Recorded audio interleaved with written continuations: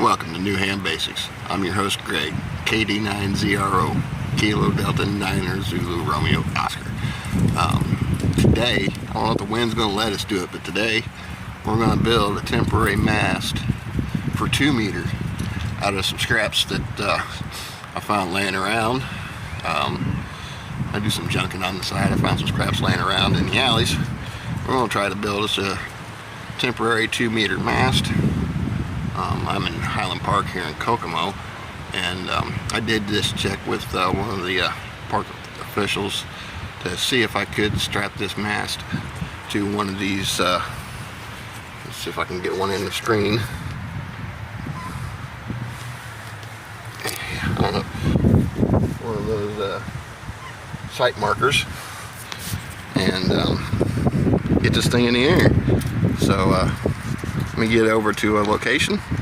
We may have a little bit of an issue. We do have scattered trees. I think we can get a clear enough shot, but we may have a little issue with some power lines running through here. But let's see what happens. So let me get to a spot and get all set up.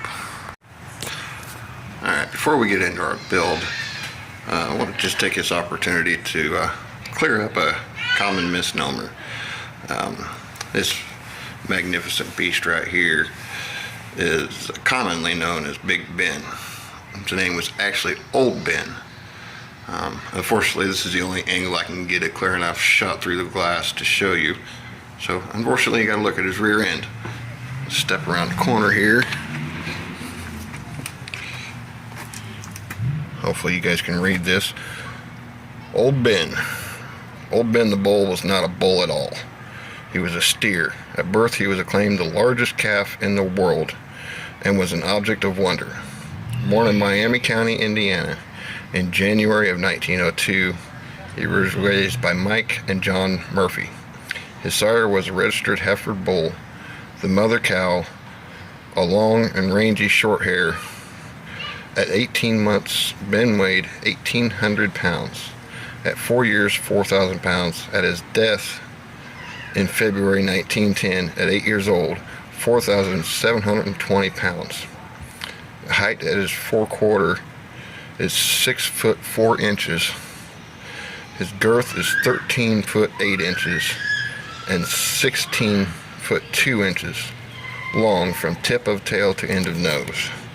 So this feller here was a pretty big guy. See if I can get to where we can see his head a little bit here. Yeah, this fella was a pretty big guy. Like the placard says, as a calf he was billed as the biggest in the world. So what most Kokomo people commonly call Big Ben is actually Old Ben. Here's another interesting landmark for you. The Sycamore Stump. The Sycamore Stump is one of Howard County's few remaining landmarks. The tree originally stood in the west end of Howard County, about 2 miles north of New London, along the north bank of scenic Wildcat Creek. The huge tree stood 100 feet tall before storms broke it down to a huge hollow stump. The trunk was more than 57 feet in circumference, and one of its lower branches was reported to be 8 feet in diameter. Newspaper accounts at the time the stump was moved to Highland Park on Sunday, June 18th, 1916, reported the tree was 800 years old. I remember before they built this pavilion that it's in, playing inside this stump. Get around here where we can actually see. Try to give you an idea. It's a huge, huge stump. I mean, I can't even get it all. Even if I back all the way up to the other wall, I can't even get the whole base of this stump in. But we used to, I don't know if you'll be able to see it or not, that hole right there on the backside. As kids, we used to use it as a fork. Oh yeah. We used to actually play inside this tree. So just a couple of little interesting landmarks of my hometown. Let me see if I can get there. You see, it did suffer some graffiti over the years. Still, one heck of a landmark for such a small, at the time, small town. Town's grown quite a bit since then, but it's still fairly small. 800-year-old, 57-foot circumference tree right here in Indiana. So, Sequoia National Forest isn't the only place that huge, gigantic trees grew. And this is a sycamore, not a sequoia. Okay, so I don't know how well you can see this, but these poles right here came from some sort of kid's toy, just light plastic frame toy. I believe it was a ball catch of some sort. That's what I'm going to make my mast out of. And then just a little extra random wire in case my coax isn't long enough.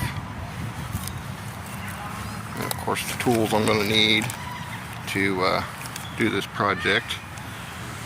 We'll be cutting probably this end off of this coax to attach it to a random wire whip. And then I've got this baby bouncer here that I'm thinking I can use to clamp to this post here. I figure if I slip it over here, it's going to hang down and put pressure on the mast on one side or the other. And then down here on the ground, I've got a lightweight base that I made out of the same materials as I plan on making the mast out of. Let me get this mast up, show you what kind of height we're looking at here, and then we'll get to building. Okay, so there's the mast assembled. Got a little bit of a lean, might be able to straighten that out by turning it just a little bit. But we're roughly 15, maybe 17 to 20 feet up. The wind, as you can tell, may present a problem, but we're going to give it a shot anyway. Okay, so first thing we're going to do here, we're going to drill a hole. There's a little divot there. We're going to drill a hole right in the center of that cap. So we're going to put it down here on the end here. And then we're going to feed our whip line, or whip wire through there. And then we'll figure out how to connect it. So let me get that done real quick. Okay, now I've pulled some extra wire through. We need to scrape some of the coating off. This is actually the wire, loading wire out of a CV band antenna that we're going to turn into a 2-meter whip. And then we're going to have to cut some of the length off because it's way too long. But get that stripped, get it cut down to a general length, and we'll be right back. Okay, so I've got it trimmed down to roughly 19 inches. And I stripped about an inch of the coating off that end just to make it easier for it to receive a signal.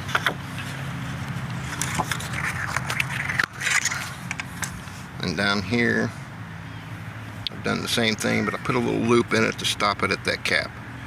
So now the next thing to do is prepare the coax and get it ready to go on. Okay, now you got to keep in mind this is a temporary setup. Ideally, that joint should be soldered, and you should still have the shield wire hanging off. Since I'm not running a ground plane and I got to put a different coax on this anyway to get it long enough, I'm not too worried about it. So I'm going to get that sealed up, get it put back in the cap the right way, and I've already gone ahead and drilled a hole through there to run the coax through, and then I'll use these here pipe cleaners to tie the coax to the mast, and we'll get it up. I did notice because of the length of my coax I had to take one section out, so it's going to be about 2 foot shorter than we guesstimated. But get this thing finished and get it up in the air. Okay, so now we got our mast up with a little 2-meter whip attached to it. I did already do a test ping to see if it would hit the repeater. So let's see if we can make a contact.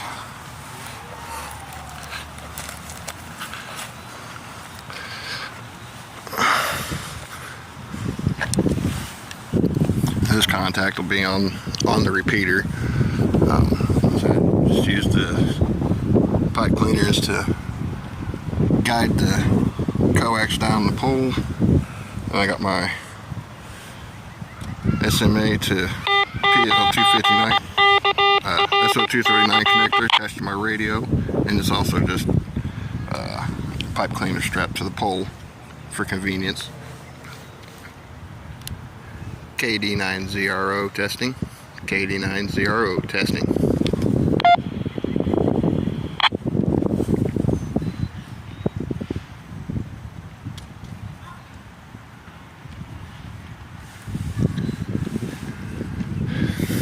KD9ZRO testing. KD9ZRO testing. Anybody hears this? Can I get a response, please?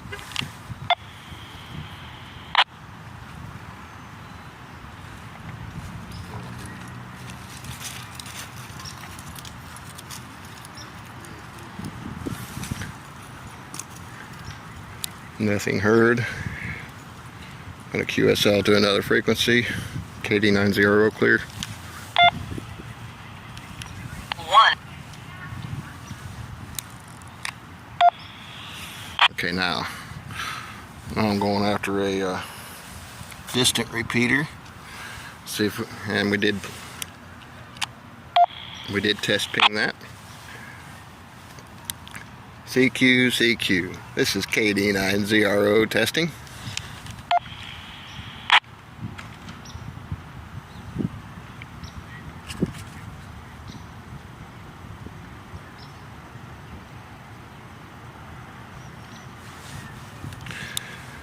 CQ. This is KD9ZRO testing.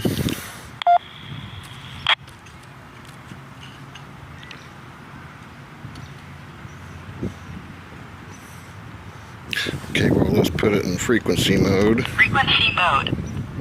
And let's see if we can find an active station, active frequency. Scanning begin.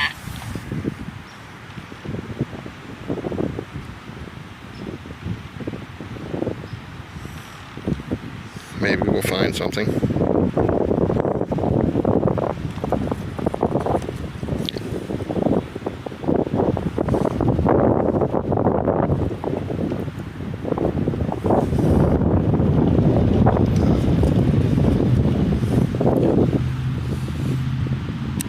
Let's just give it a random stop right there. Is this frequency open?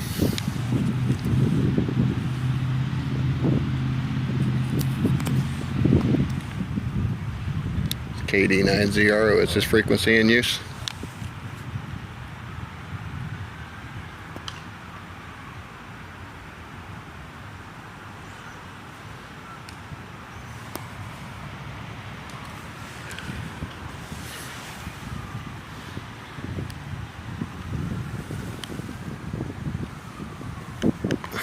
Channel mode. March 10th through Saturday, March 16th. Calls for both Okay. temperatures and precipitation. Well, we do have weather band. On.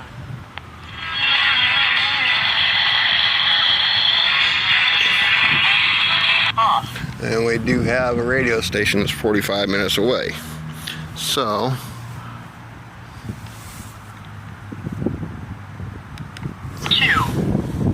let's try this frequency again. KD9ZRO. Anyone out there?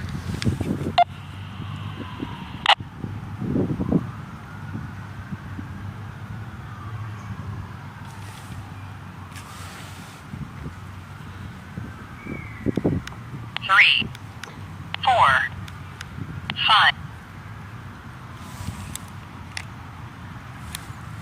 It's not a repeater. 6.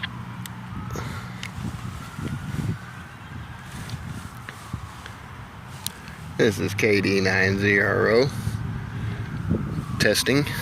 Again, this is KD9ZRO testing.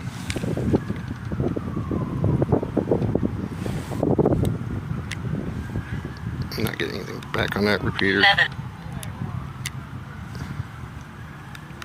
8. See if we can find a repeater farther away that we can hit. W9FMJ2 meter and 440 repeater system.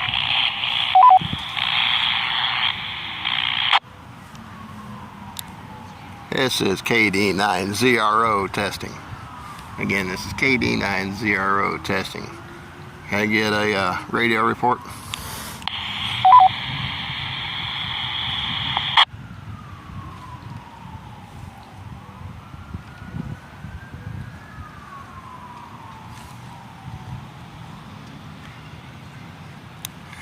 KD9ZRO testing. Again, KD9ZRO testing and requesting a signal report.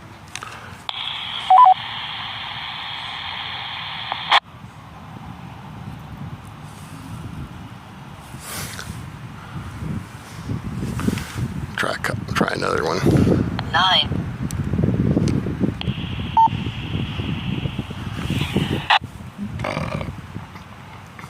This is KD9ZRO testing. KD9ZRO testing. Anyone out there to give a signal report?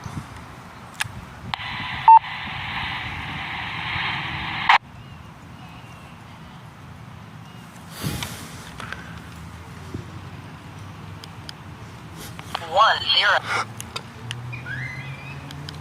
1 1.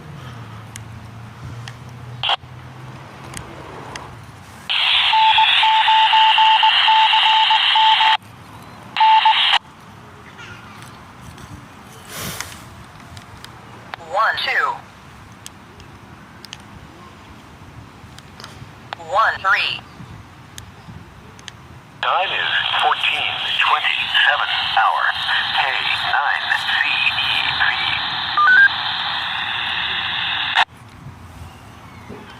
This is KD9ZRO testing. KD9ZRO testing. Anyone got a signal report?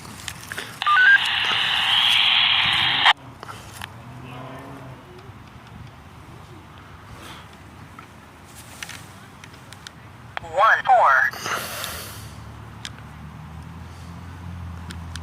1 5. 1 6.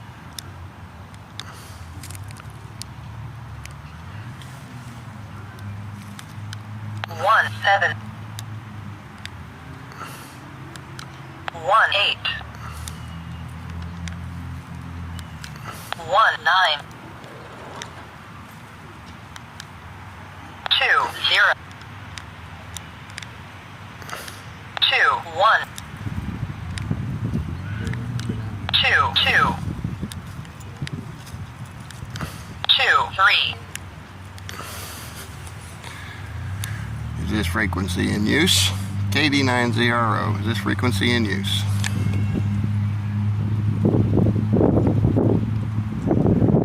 Okay.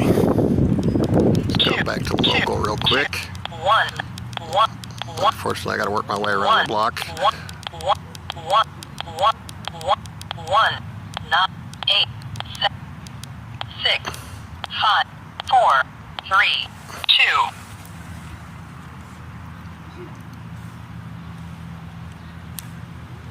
CQ, CQ, CQ. This is KD9ZRO testing and requesting a signal report. Again, this is KD9ZRO testing and requesting a signal report. I'm testing out a temporary mast, temporary portable mast, and just need a signal report.